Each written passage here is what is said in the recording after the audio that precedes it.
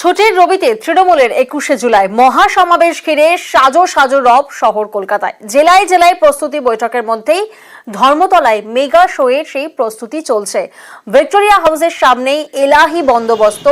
Lok Sabha vote, বিধানসভা উপনির্বাচনে ঘাসফুল ঝড়ের পর কি বার্তা দেন মমতা বন্দ্যোপাধ্যায়, সেটাই এখন দেখা এবং সেই অপেক্ষায় রয়েছে জোড়াফুল শিবির।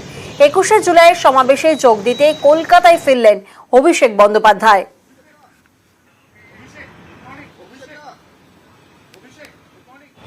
2024-এর লোকসভা নির্বাচনে তৃণমূল কংগ্রেসের রাজ্যে ফল বিরোধীদের তুলনায় অনেক ভালো।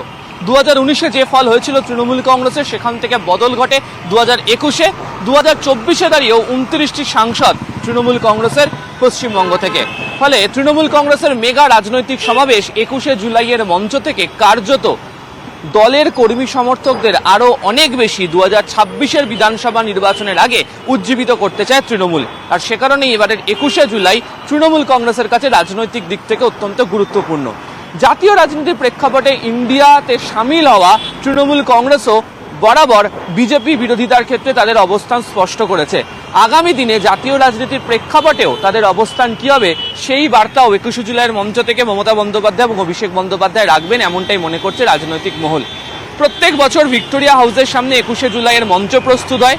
মাঝে এক থেকে দুবার অবস্থার বদল হলেও এবারেও সেই পুরনো জায়গাতে ভিক্টোরিয়া হাউসের সামনেই মঞ্চ তৈরি হচ্ছে এবং এবারের মঞ্চের ক্ষেত্রে যে জায়গা রাখা হচ্ছে, যাতে সেন্ট্রাল অ্যাভিনিউয়ের দিক থেকে অর্থাৎ চাঁদনির দিক থেকে যে সমস্ত মিছিল বা যে সমস্ত কর্মী সমর্থকরা আসবেন তাদেরকেও যাতে দেখতে পারা যায়, সেই কারণে হচ্ছে মঞ্চতে একটু হলে অল্প বাঁক রাখা হয়েছে।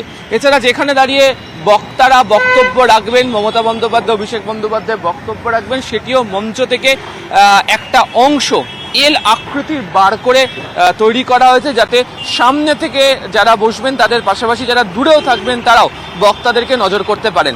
ইতিমধ্যেই জেলার বিভিন্ন প্রান্ত থেকে কর্মী সমর্থকরা আসতে শুরু করে দিয়েছেন 21শে জুলাই উপলক্ষে। অন্যান্য বারের মতো এবছরও উত্তীর্ণ Yuva Bharati, Gitanjali stadium, eco park, Salt Lake central park সহ একাধিক জায়গাতে তাদের থাকারও ব্যবস্থা করা হয়েছে। ক্যামেরা কুনাল চৌধুরীর সাথে আবির ঘোষাল, নিউজ 18 বাংলা, কলকাতা।